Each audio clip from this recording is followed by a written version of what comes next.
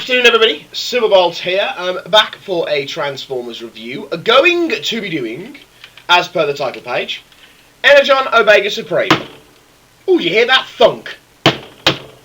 I'm a big robot toy thunk. Very satisfactory. Good boy. The reason I'm doing this toy and doing my home improvement impression is this video has been done the week after the Moonbase meet. At the Moonbase meet, of course, we had the next voice actor being announced for Auto Assembly, Scott McNeil. To those of you who haven't yet seen the Facebook pages or Jamie's video or anything like that, Scott McNeil is the next voice of honour at Auto Assembly 2010. Amongst the many plethora of Transformers voices that Scott McNeil has done over the years, one of them is Energon Omega Supreme. So, Scott, this one's for you because it's about the only one I could find on short notice for the video. Now then, Omega Supreme in the Transformers series of Energon is classed as one of the Guardians of Cybertron. Guess what they do? Now, however, Omega Supreme hasn't been around for very long. Hasn't been around for a very long while, because he decided that he was going to get into a butt-kicking contest with Unicron and got promptly dumped into stasis lock.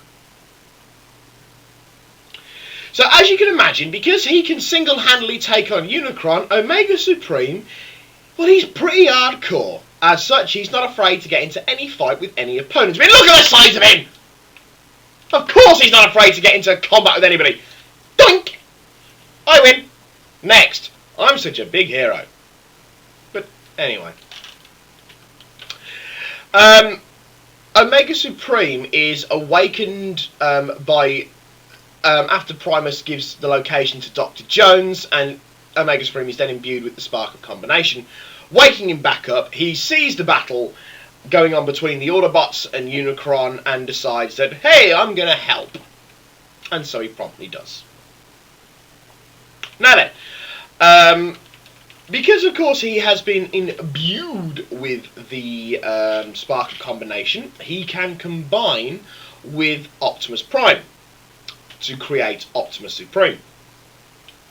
Now, Optimus Prime, in the Energon cartoon, from what I recall, is this itty-bitty little thing that kind of like sits on his shoulder, and that's how he combines. Of course, that's a little unrealistic. I mean, the Energon Optimus Prime, he's probably about the same size as a Deluxe or a Voyager, just slightly bigger than a Deluxe, I'd say. But just under Voyager scale, because of course the Energon toys, from what I can recall, were pre these scale sizes that we have now. So you couldn't really do the whole little bitty Prime on his shoulder. So instead what we got was Optimus Prime sits in his chest cavity. Folds him in his chest. Now I would show you, however, because I currently haven't got the space, Optimus Prime for Energon is in one of 5, maybe 6 boxes that are like, you know, big grey storage boxes full of Transformers. It's really not good. So I haven't got Optimus with me anyway. So I'll just have to stick to this toy. Now, Omega Supreme is made up of 3 components. The crane, or the train, the Omega train, the Omega battleship, and Omega. Now, an interesting thing about this toy is he's a headmaster. Now, one of the things that's never really made clear with Omega Supreme is if that's Omega and these are just a battle suit for him, or if all 3 of them combined make Omega. See, the thing is, right, is that you don't technically need this part to make Omega Supreme. Sorry, no, you need to make it Omega Supreme with this head. However, if you haven't got this head, you have another head here. It's a very anticlimactic head, it has to be said. It's only a little dinky thing. I mean, that's it there. You know, it's a very, very anticlimactic head. called Omega Grand. Over. Put this aside for 1 second. Excuse me there, Doc. There we go. Now, here we have the Headmaster component, quite significantly larger than any other Headmaster components that have gone before it, obviously, as is kind of obvious from the fact that you can actually see it in a reasonable amount of detail on my god-awful webcam. So, however, he transforms very much the same as all Headmasters have done over the years. You flip this bit down to hide the head, turn it over to hide the face of Omega Supreme, who bears a somewhat resemblance to the original head. Turn it over, fold the legs down, and then the arms are just there as well. And that's your Headmaster component for Omega Supreme. Why he's a Headmaster in this, why they made him into a Headmaster, I don't know. But he is, which means, to my mind, he's automatically awesome. Now then, on to the body part. Now this is obviously in its robot mode. Well, duh. And to transform him, it's a very animated Jetstorm and Jetfire, or whatever they were called. I hated those two. Why they had to talk like, what's its face from Yu-Gi-Oh? Pax Andorra. No, Parrot and Docs, that's it, not Pax Andorra. That's a stuffing in a cartoon, but there we go. Parrot and Docs, they talk like them, and that voice combination really bugs me. However, the comic, The Rise of Safeguard, really does make up for it. Oh, and another point of interest, isn't the opening to the Japanese animated absolutely freaking fantastic? Japanese, I mean, why can't the Americans do it like that? You know, Transformers animated Japanese open is uber. But anyway, this is Omega. I need to call him Fortress Maximus then. Omega Supreme as Omega Grand, as in he's only got this little dinky little head here. This was apparently put into the toy in itself. A little bit of trivia about the toy is that that head was put into the toy by the designer for the fact is that he remembered the old, well, not the old, well, the older Headmaster toys, is that once you lost the head, the toy itself was bloody useless. So, at least with this, you've got something resembling a head. There we go. Right then, transforming this toy, it's actually relatively simple, but watch me not remember how to be able to do it. Pull it apart, and it's just attached via little rivets and pop bits on the sides. They pull out quite easily. We'll start with the battleship, because the battleship's the coolest one. Now, can I remember how to do this? I bet you I can't. 100 quid says I can't remember how to do this now. It makes noises. I'll get to that.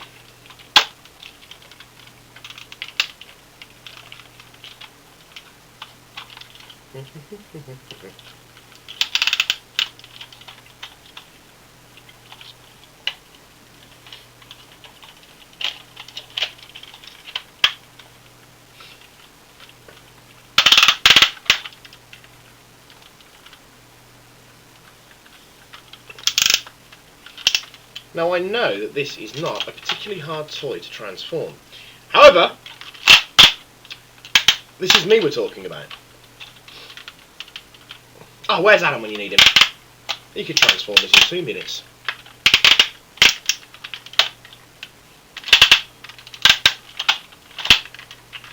Be right back. And I'm back after much twiddling and twisting and really just me not getting it right. It wasn't actually that hard, but there we go. We have the Omega Battleship. A rather nifty piece of hardware.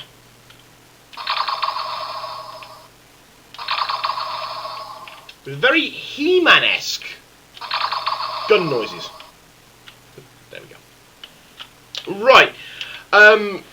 Due to it being a toy of this size, it is absolutely loaded with detail. It really is. Stuff that I can't actually get all on camera because it's simply too much detail.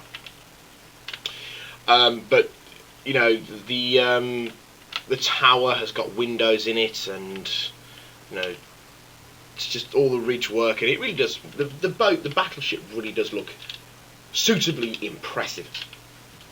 It obviously has working lights and noises, as you can see.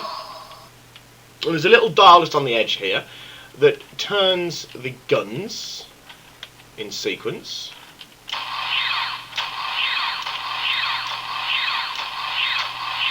Which also make noise. There is, of course, the obligatory spring-loaded missile launchers in there. However, well, I don't have them.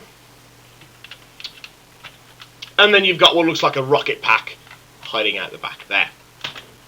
Okay, on to the next part of the toy, which is the other half of the body, namely the train part. Now let's see if this goes a little bit smoother for my transformation sequences. I think what I'm going to have to do is I'm going to have to start doing Vangelis-esque commentaries on my transformation abilities, which mostly suck balls, as most people are well aware. However, I do believe that this one was always an awful lot easier to transform. To the point where I actually believe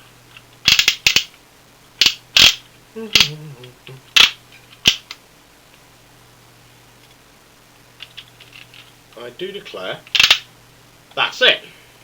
Well, that was awkward, wasn't it?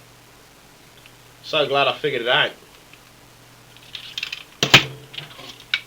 I have to say, the train area, the train one, is not quite as funky as the battleship one. It does have a moving part with it, namely in the form of the crane. Does Falco Punch!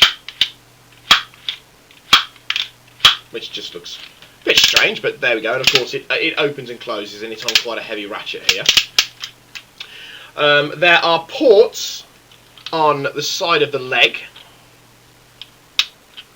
and there's three of them. There's one there, and there's one at the top there. And if you put them out, what you do is you take the modules from Energon Optimus Prime. You know, the power core combiner version. There we go. And you can attach them on there for when you combine them into Supreme Optimus and all that. There's a little thing on the front here that moves, but I'm not entirely sure what it is. I think it's supposed to be a cannon, a gun of some description, but other than that I'm not entirely sure. But there we go. I'm sure someone will tell me, but there we go. Now then, Omega Supreme is of course not the biggest toy that they've ever released. However, because he has one final mode, he is actually the longest. It's a rather dubious honour, I admit, but it is an honour. And it is that it actually connects together in some way, and it fits together. Now Adam showed me this. Adam's repellent pack found dead, for anyone who's wondering. He showed me how this thing fits together, but can I for the life of me remember? Ah, there it is.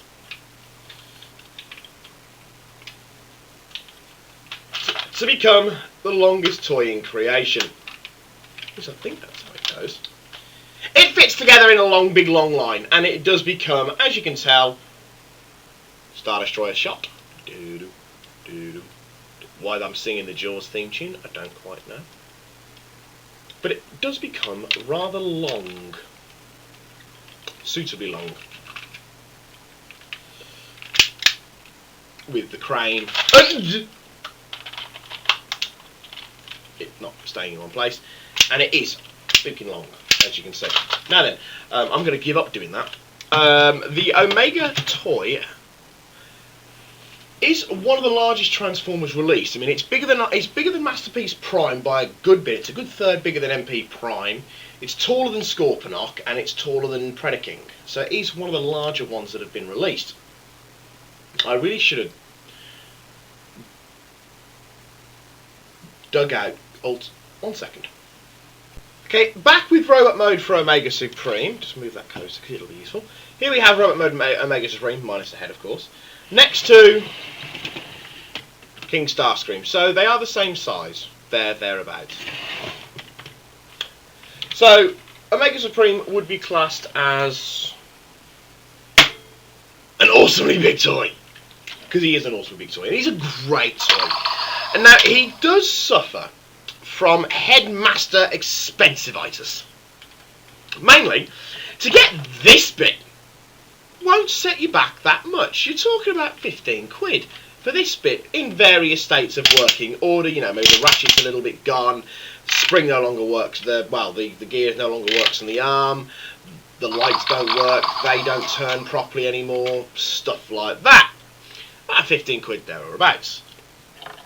Stick him in the mix, and you've got the price going through the roof, as is wont to happen with all Transformer toys that have Headmasters. And Target Masters, but he's not a Target Master. Despite doing that.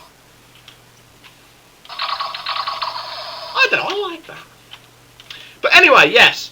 So the price will absolutely skyrocket without this guy. And this guy's not, I know this guy's not the most durable because he is a later style of Transformers. His arms are only on pop rivet joints, ball joints, sorry. So they do have a tendency to come off quite easily. At least mine does. As such, I've seen more than one Omega Supreme Headmaster component on for Energon missing arms and missing legs. So, but there we go. But he is a nice toy. He is.